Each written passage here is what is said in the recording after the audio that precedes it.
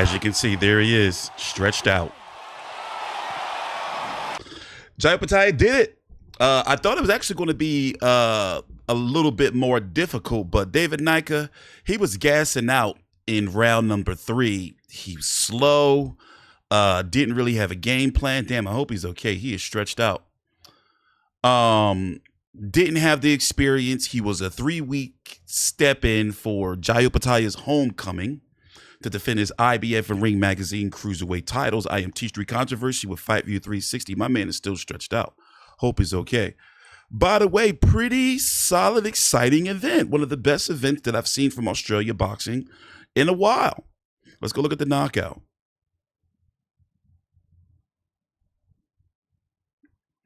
I got to be careful because the zone will copyright me, so I have to be very careful with what clips I use.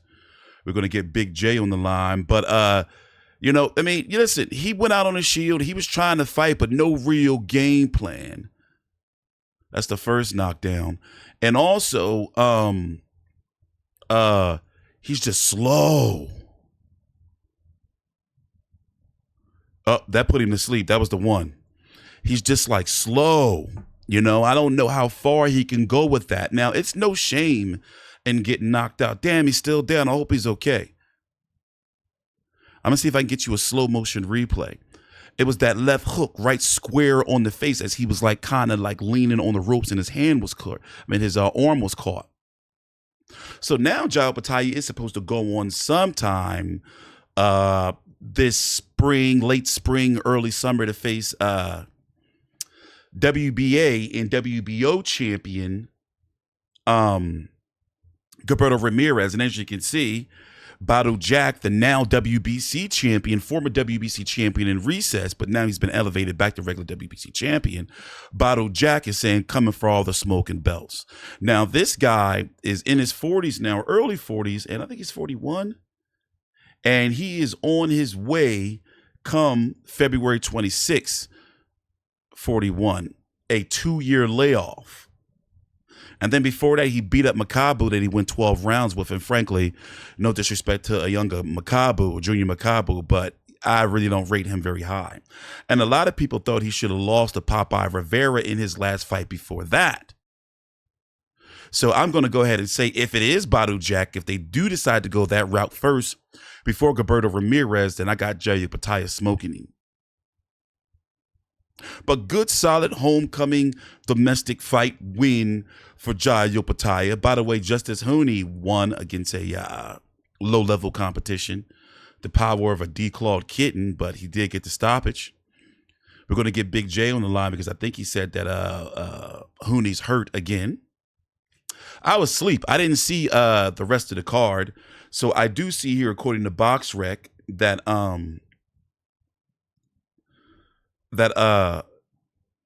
Terra Moana got some. Damn, I hope he's okay.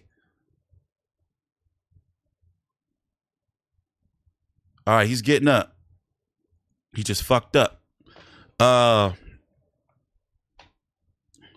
Terra Moana, the new heavyweight prospect, did get some rounds. I'm probably going to check in on this later on. All right, he's okay. He's okay. He's just a little fucked up. So I'm not, David Nyika, I can't say he's young because he's almost 30, but his career is young. But he's got to move faster. You know, I mean, he don't have time to take any time because he's almost 30 and he needs really time off. So this can be the type of loss that you learn from, but how much can you learn at 29 years old? I'm not saying it's not possible, but now the question is, can he get off domestic level? Now, he's had his world title shot. Some may argue, well, he was a late step in if he had, you know, more training. I don't think so because he was slowing down tremendously and it was just round 3. You know, so there's questions there. Now, mind you, the guy's huge, 6'6", and he looks it in the ring. He's huge. But, you know, the fight he was fighting, that brute force trying to walk through Opetaia, just ain't work. And we know Opetaia's got some power. Now 27-0 with 21 KOs. But how do you rank or rate this win for Opetaia? I mean, I'm giving him credit for it. It's a nice, you know, undefeated young domestic challenger. And by the way, yes, I apologize for saying he's from Australia. He's from New Zealand. So I don't know what was going on with me that day. I was just getting over the flu. That's my excuse. But yeah, I do remember that he is from New Zealand. He's a Kiwi, all right? Not an Aussie. So I apologize. People were really offended. So to be honest, Opetaia can beat Badou Jack. Gilberto Ramirez, now hear me out. I know Australian fans, you guys get sand in your vaginas when you know we're critical of your fighters, but Gilberto Ramirez ain't no joke.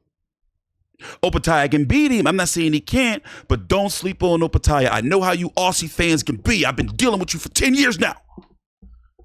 Y'all can be real nasty. All right, he cool. He cool. See, he walking around and shit. All right, let's listen to see if we can get a post-fight interview and the particulars. Then we're going to listen to what Big J had to say. Yeah, see, my man's all right. No shame, David Nyika. By the way, Eddie Hearn and Scott Nicholson are there with some real awkward body language. Must be tough having such a demanding promoter like Eddie Hearn. Official center ring. The end comes at the official time of 2 minutes and 17 seconds of round number 4. The victory method by way of knockout! And still, IBF and Ring Magazine Cruiserweight Champion of the World!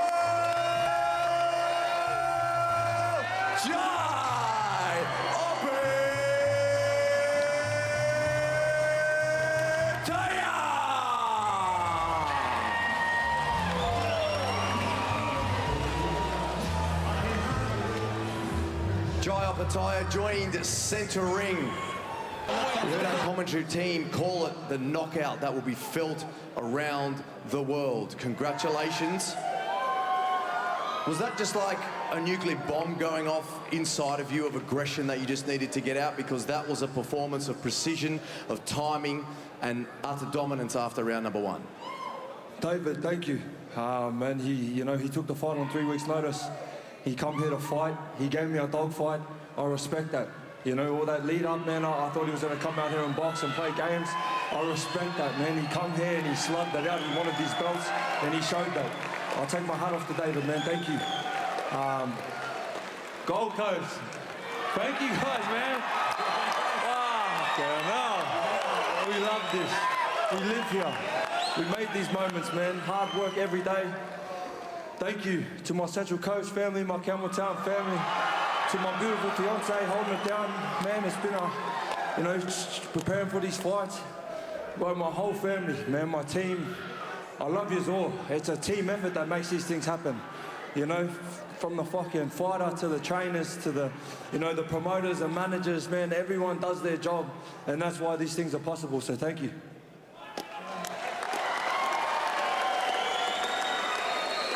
Apologies there to our viewers for the language. Nah, don't apologize. To see you smile, Jai. That's probably the first smile we've seen out of you in the last few weeks in the build-up. So it's good to see. Is there some relief in you as well in that performance now to get it done in front of your home crowd? Did that add pressure being back here in front of all these wonderful fans? There was a little bit of extra pressure, but, there's always pressure. So we sort of thrive off that. We use it as energy. Man, I'm just so happy with the crowd coming out here showing love, man. Thank you all so much.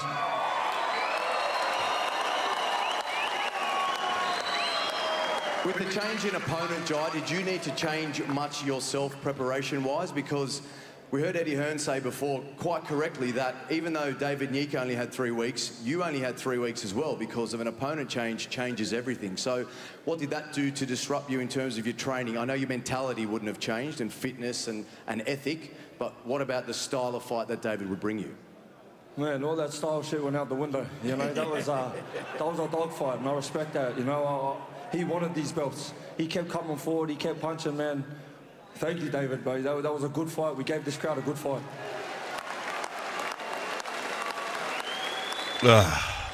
You said you could hurt David. You probably didn't mean to hurt him like that. So our thoughts and prayers will go with him. I do want to see the Terra Moana fight. To you now, I ain't gonna lie. Is there anyone that can touch you now in the cruiserweight division in the world?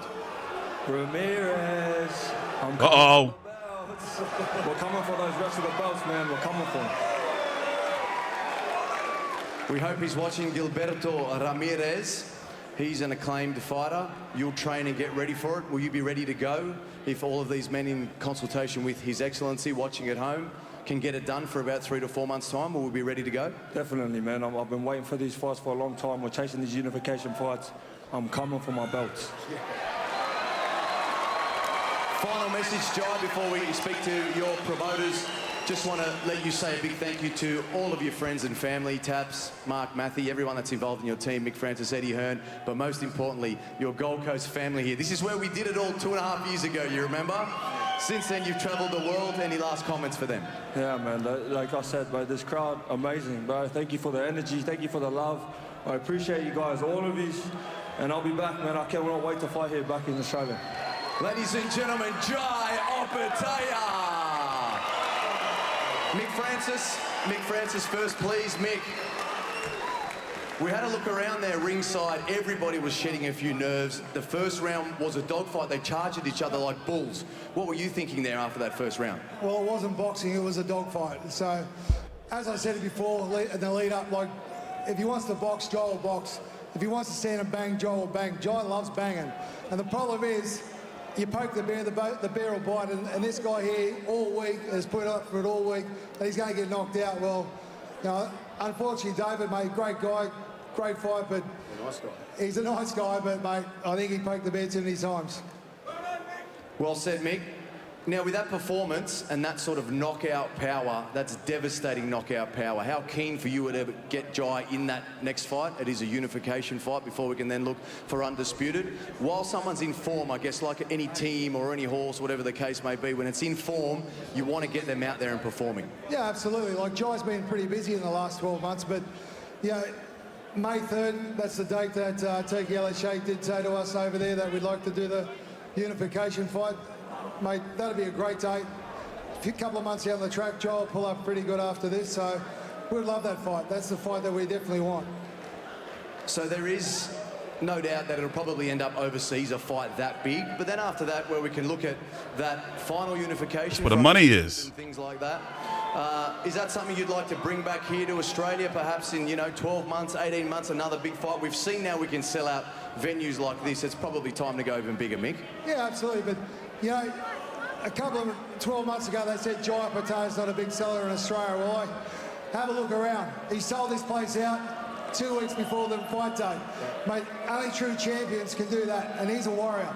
You know, mate, the journey over the last 8 years I've had with Jai Opetaia is outstanding, and he's getting better and better, and, you know, the unification fight would finish it off nicely. But, you know, I just want to also do a shout out to Spencer Brown from Gold Star. Like, Spencer Brown, like, you know, he's a big part of this tonight. Yeah, he was the driving force behind this particular event. So I know he's watching. So Spencer, mate, appreciate everything you do, mate.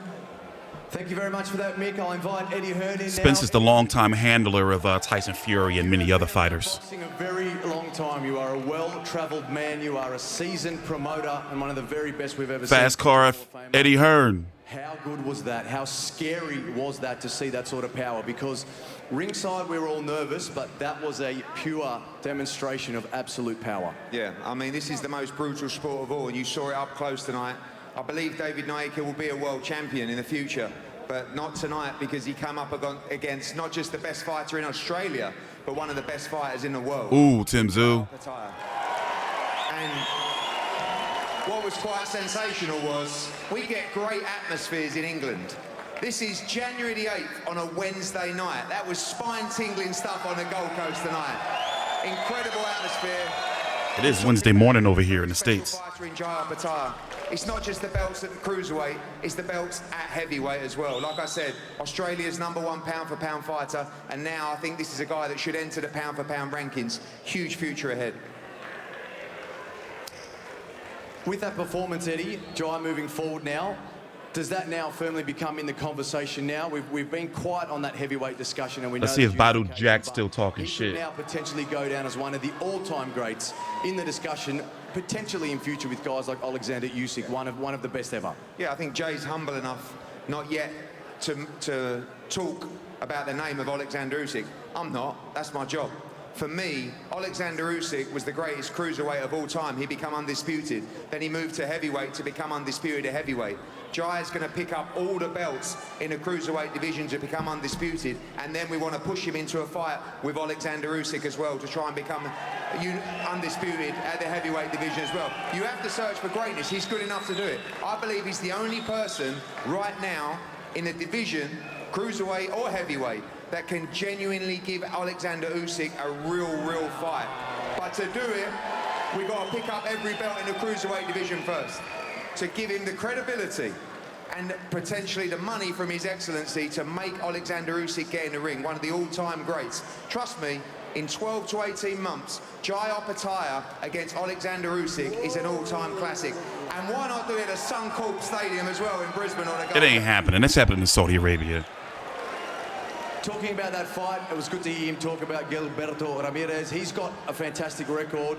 He's also quite experienced, Eddie. Like, it's not quite double the fights, but he's had a lot more fights than Jai. Do you think that puts him in a strong position in that fight?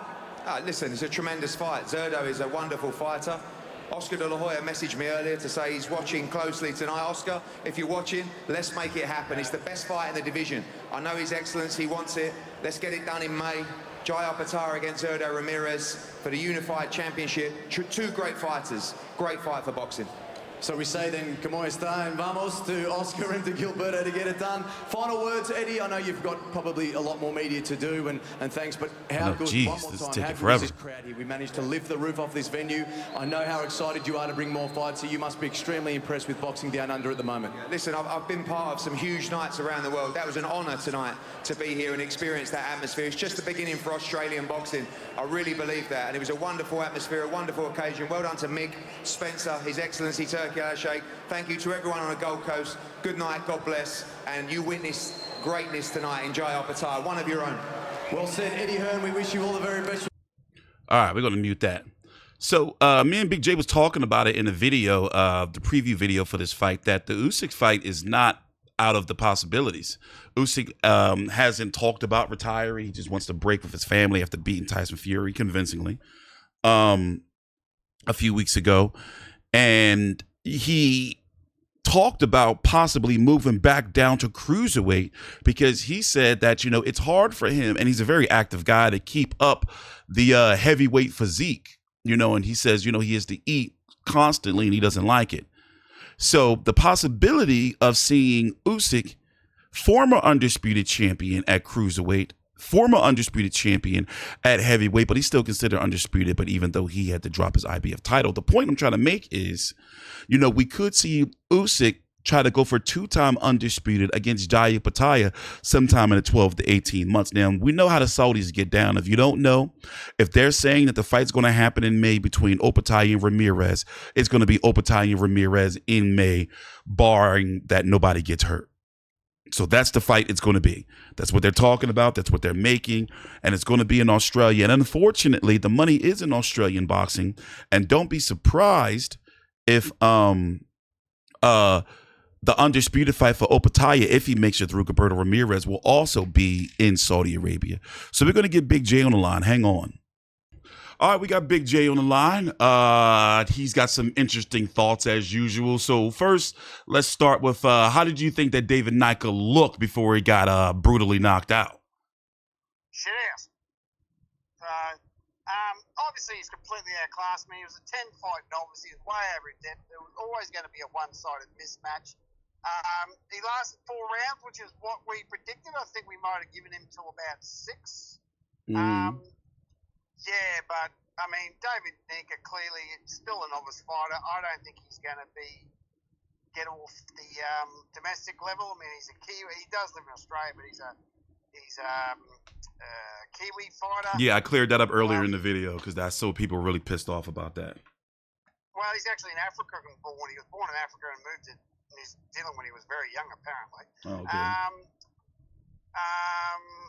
Yeah, I mean, I don't think he's going to... It depends how he's going to recover from this, if he recovers at all, because that was a brutal knockout. I mean, it's only and he was down for what? Week of January. He was down for the better part of about 5 minutes. That's right. I'm calling that the knockout of the year, and it's only the second week of January. That was freaking brutal. I mean, that was that was worse than when Andrew Maloney got knocked out by Nakatani. Yeah. That's how friggin' bad that was. But, And he caught that left hook straight to the face. His arm was caught in the ropes, and he caught it straight to the face. I thought the ref should have jumped on David a bit quicker and saved him from that. So I put a little bit of the blame on that ref because he was gone from the first knockdown. Yeah, never got his legs back. Yeah, so, you know, I mean, I hope David recovers and all that, but yeah, I don't see him getting off the domestic level. I mean, he's a novice fighter. I mean, where's he go from here? I mean, he's just got completely brutally KO'd by Jai Opetaia. So, and how do you rebuild at 29 years old? You know, and it's not like he can say, all right, you know, I took a year off with the family, you know, and really rebuild things. He don't got that time. Yeah, exactly. So, but you know, who knows? I just think that you know, like I noticed that he was like slow. Cruiserweights are not known to be the fastest guys, okay, you know, but he was slow. Like everything was just slow. And you know, you're looking at, you know, his physique and you're thinking like, you know, is he just in the weight room? Is that, you know, is it just all for show? Because I couldn't see him just off of conditioning alone from what I seen going into before we even got to round number 4 and he got knocked out. I was like, this guy's not going to make it past 6 off of conditioning alone. Yeah, exactly. But as we said, he's never gone past 5 and he's used to knock 4. Yeah, he never went past 4. Exactly. So, I mean, as I said, he's a novice fighter. He's got a lot to work on, but whether or not he actually does do it, who knows, but I wish him all the best because he's a nice bloke. I met him a couple of years ago. He's a nice kid. So yeah, so we already know that the Saudis, when they say they're going to do something or any rumors fly, they make sure it happens. So the date is going to be May. It's supposed to be May against Opetaia Gilberto Ramirez. Now that you've seen what Jai did against Nyika, not saying that it means much, but has your opinion changed on how the Ramirez fight's going to go? No, I still think it's going to be a very close, competitive fight. I think Jai does need to change a couple of things up because I don't think it's going to be a good idea for him to get in a dog fight with Ramirez. I agree. He needs to get back to boxing. Yeah, I don't think he should dog because he dogfighted David because David was no threat to him. Ramirez is a threat to him. I've said this. Ramirez is the only bloke that can beat Jai. Jai will just annihilate everyone else. So I think Ramirez is the only threat to him, and he needs to outbox him. He cannot go in there and dogfight. Yeah, and we talked about something interesting about Ramirez when we said that, you know, even though he was a former 168-pounder, had a brief stint at 175, this is his walk-around weight, you know, so it's not like he has to focus camp on losing weight, you know, and we saw it in the CBS fight, you know, and the fight before that, he carries that weight well. You know, and it looks like he has no issue. It looks like he had no issue transitioning to the cruiserweight division. You know, now has the power really carried up? We don't know. I mean, we know he can bust you up. He busted Chris Billum Smith up, but yet he still does not have a knockout as of yet. And Jai's just been destroying blokes, but mind you, Jai's been destroying low-level blokes. Yeah. So here is Gilberto Ramirez's last 4 fights, and they're all credible in some way, shape, or form. Dimitri Bivol at 175. First cruiserweight fight was against Joe Smith Jr. Remember, he knocked Bernard Hopkins out of the ring all those years back. Never forget that. Broke my heart. Ursulan Gulamarian, well, I'm not giving him credit because he was a long time inactive, just basically placeholder. And then Chris Billum Smith was a solid win the way he brutalized him. A long contending cruiserweight contender and, you know, champion at that point in time. So I am giving a Gilberto Ramirez 50-50 fight. And if I was to see Gilberto Ramirez, he can box too. He was never known as a pressure fighter. You know, like he's got some technical ability to him too. You know, and Jai, as you said, Jai's got to be that boxer, that guy that can move, that guy's got the stamina, that guy that's fighting as a champion at cruiserweight, but moves like a super welterweight or a middleweight. He's got to move. He does not want to stand there, as you said, and getting in a Gilberto Ramirez firefight because Gilberto Ramirez, he's been known even at 168 to have an engine. He doesn't gas out. But the problem is that Roberto Zurdo's never been clipped by Jai, because if Jai clips him, he might go night-night. That is true, because the only person that may have even closer power would be Joe Smith Jr. So Jai would be the hardest puncher. Let me see. Let me look at his career. Jai would probably be, from when I'm looking at the resume, and I've covered maybe about a dozen, maybe more Gilberto Ramirez fights since like maybe 2014, 2015. I would say maybe out of maybe Arthur Abraham, and Arthur Abraham was long old then. Jai could be the hardest puncher that he's ever fought, as I'm looking at the resume. And then Joe Smith Jr., number 2, and Bevo's not really known to be a hard puncher. So I can give that to Jai. He may be the hardest puncher that on record that Gilberto Ramirez has fought since Arthur Abraham. And I say, well, obviously, because Jai is a legit cruiserweight, he's not a lower division. Yeah, well, I would say that from my side, we're like pound for pound most powerful, if that makes sense.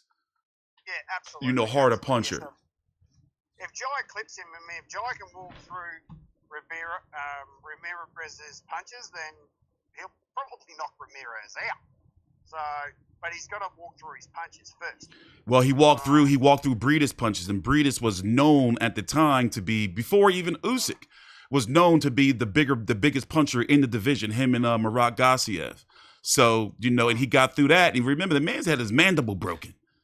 Yeah, that's true. Like jaw just hanging off on both sides. So, we know he's got balls. Like he can fight, he can take a punch.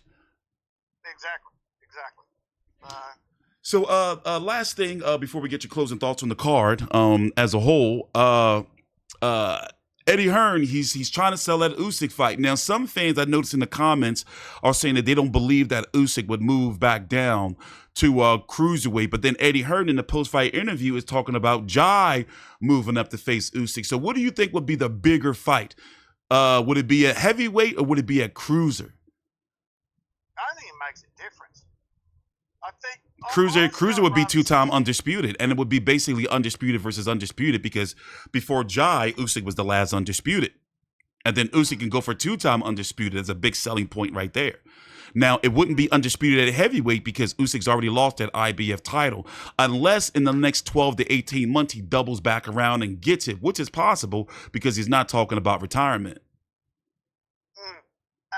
If he's undisputed at heavyweight, it's a bigger fight at heavyweight. If he hasn't got all the belts at heavyweight, it's a bigger fight at cruiserweight. It's that simple. It's that simple. And by the way, Badu Jack tweeted something saying he's coming for all the smoke. Badu Jack, at 41 years old, hasn't fought since February the 26th of 2023. He's on his way to a 2-year layoff fast. He's already there. And his last win was Junior Makabu. And frankly, I never rated Junior Makabu high. He was Tony Bellew's first title win, by the way.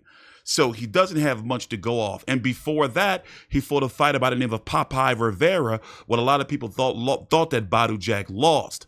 So in my opinion, I feel that Jai Opetaia would probably stop him. Yeah, absolutely. Absolutely. So we can see Gilberto Ramirez in May. And then we can see Badu Jack, or whoever has that WBC title, because there's shenanigans over there. They got 3 champions. Noel McCallion, the champion in recess. Badu Jack, the full champion. And Ryan Rozecki, if I'm correct, is the interim champion. Correct me if I'm wrong down in the comments. Closing thoughts? And what did you think? Well, first, what do you think about the card overall first? Not a bad club show. Obviously, Turamori and Justice Journey both, again, in one-sided mismatches. I mean, Turamori knocked out the German bloke in like 57 seconds. But Justice Journey fought the South African bloke. Another one-sided mismatch where they're just feeding him a body. Eddie Hearn, to his credit, said that they thought they were pushing Justice too quick when he fought Kevin Loreni and the other bloke, so they scaled him back, right, to get his sharpen the iron, as they say. We said that makes sense for them to do that. Yeah. Well, yeah. It was actually very well explained in the post-fight interview what they were doing with Justice, which made perfect sense. Why they're feeding them all these slow-moving punching bags. to sharpen his tools. But again, his elbow's buggered now. I mean, I don't see this guy fighting past 30. His hands are buggered. His ankle's shit now. His elbow's buggered. I mean, how many more injuries? He's falling apart. He's 25 years old. Yeah. So, I mean, the way he's going, I don't see him fighting past 30. So. And they're talking about him possibly fighting Moses Atama for WBO interim within the next year. Moses Atama would knock his ass out. Yeah, I was saying that he's got the power of a declawed kitten, but also, maybe he can have that accumulative power. Like, you can get hit with a pillow once, maybe 5 times, it may not hurt, but you keep getting hit with that pillow a dozen times, it's going to start to sting a little bit. So, I think that needs to be his strategy, is accumulation. But in order to get there, he can't get in the firefights, and he has to be a boxer mover because, as you said, his body's brittle. So he should never be engaging in any type of firefights with fighters. It's unfortunate because he might get the boring tag, but until he gets his body right, he needs to really play it safe because you said he might not make it to 30, in the ring, before he gets some debilitating injury like a knee or something that will never be the same again. But good body work, though. I will give him that. His body work was pretty good. Was pretty nice to watch. Yeah. But again, I mean, as you said, the power of a declawed kitten. I mean, the punches are great. They're fast, they're accurate, but they've just got nothing behind them. Yeah. I feel sorry for the poor bastard, because imagine if he had power. He'd be knocking people out left, right, and center. Yeah, he's got the hand speed is there. Everything's there. He's got the movement. He's got the hand speed, but, unfortunately, the body been just not there for him. It's been breaking down on him. Yeah, poor bastard. Feel sorry for him. What else happened on the card? Ben Marnie got a decent win. Oh, they tried to screw the Irish girl when she fought the Australian girl. I saw a little bit of that on social media. Fans were outraged about that. Yeah, it was bullshit cards. And why are women fighting 10-round fights if it wasn't a world title? Can someone explain that to me? There was no belt on the line. It was just because one girl was 6-0, the other girl was 4-0, and they're fighting 10 rounds. There was no belt, no regional belt. Can someone explain to me why they were fighting 10 rounds? Yeah, that's crazy. It was a good fight. The Irish girl clearly won, but they tried to screw her on the cards. They gave her a split decision. I'm like, fuck off. The Irish girl clearly won. The Australian girl just got belted around the park for friggin' 10 rounds. So, that was a bit of Billy bullshit. Far too much filler from the zone. God, they carried on with some bloody unnecessary shit. That could have been a 3-hour show. Get rid of all the filler. It's bloody... I know in Queensland it's only 11 o'clock at night, but down here in the southern states it's friggin' midnight. So, cut the filler. We could have been done and dusted by 10 o'clock at night. So, yeah, and we were talking about that before we went live, is that, the zone is known for that. Even before Turkey El Sheikh came in with his 9-hour cards, they've been known for this unnecessary filler and just dragging out these cards. But closing thoughts? Not a bad way. And of course, I will say this though: their March 22 card in Sydney, when George is coming back, has been very well thought through because there's only one game of footy on that weekend in Sydney, and it'll be over by 5 o'clock. So whoever did their research did it well. I was actually surprised when I looked that up. So March 22 will be George Kambosos. They're trying to get Sky on the same card to defend her belt. Makes sense. It's in Sydney. The Australian fans will know what I'm talking about. The Sharks are playing the Rabbitohs. Kickoff will be at 3 o'clock. That game will be done by 5:30 before that card even starts. So whoever picked that date clearly did their research because surprisingly there's fuck all footy going on. There's not even a Friday night game in Sydney that weekend. They're all playing in Queensland. So kudos to whoever did that research. They did well. They'll probably get a good crowd to that because there's no footy to compete with it. So. Closing thoughts? Decent club show. I mean, the only reason we cared because of Jai. It was always going to be a one-sided mismatch, but hope David's all right. I will be interested to see what he does after that because that was a brutal bloody knockout, but I'm calling it already. Fuck it. I think that's knockout of the year already. We're only, 8 days into the new year. Yeah. So the bar's already been set pretty high for knockout of the year, in my opinion. Yeah, and the fact that he was down there for a while, I mean, glad he's okay. He walked out, but yeah, that's what adds to it. He was knocked, you know, excuse the language. He was knocked the fuck out. He was asleep. Yeah, he was He got put to sleep. That's it. You know, that puts you up there and knockout of the year. That's right. I mean, I should have told you to bring up the Ice Cube Chris Tucker bloody. Yeah, he was asleep. Friday. He was asleep for hitting the fucking ground, the poor bastard. Yeah, and McAllister, you chump, you're watching that. That's exactly what I'll do to you if you ever get in the ring. Yeah, so he was there. All right, well, we got this was the like- longest post-fight video I've done at 36 minutes. So what we're gonna do, we're gonna wrap it up right here. Stay tuned for some more Australian boxing. You can follow me on Twitter at TstreeT Controversy and Big J at Old Mate Big J. And please let us know your thoughts down below in the comments and your suggestions and questions. We will make sure. Well, we're both in the comments if you have anything you want to ask. You know, between me and Big J, we're pretty good at that. Thanks for watching. Please subscribe.